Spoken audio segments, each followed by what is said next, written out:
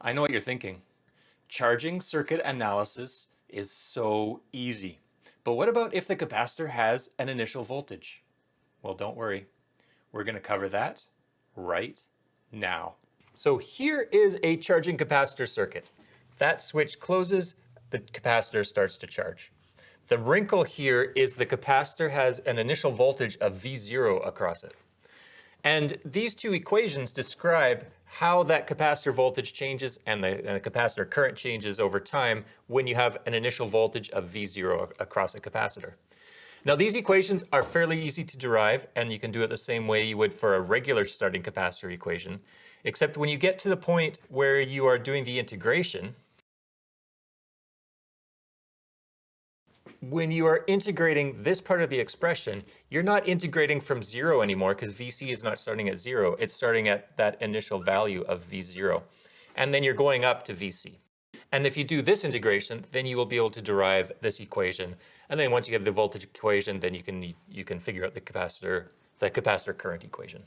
Okay, well, let's go through this example with some values for the voltage, resistor, and capacitor.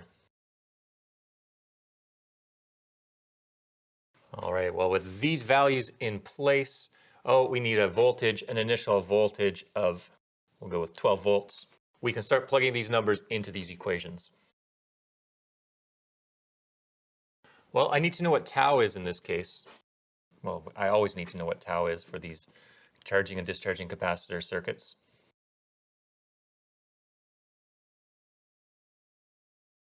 And let's figure out what the equation for the current is also. 24 minus 12.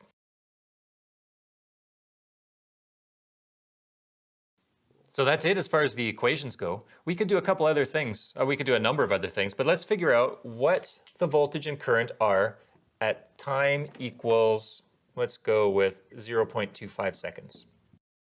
So this is just a matter of plugging in 0.25 into these two expressions.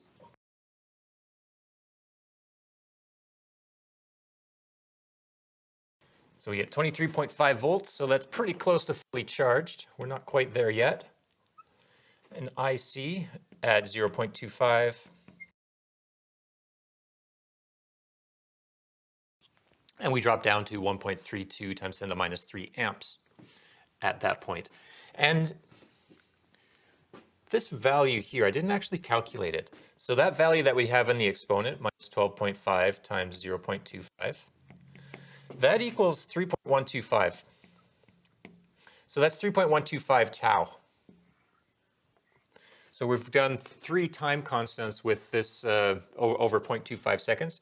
So you can see why, with 3 time constants, why we've gotten down to why we've gotten up to 23.5 volts for the charging and down to 1.32 milliamps for the current that's going into the capacitor.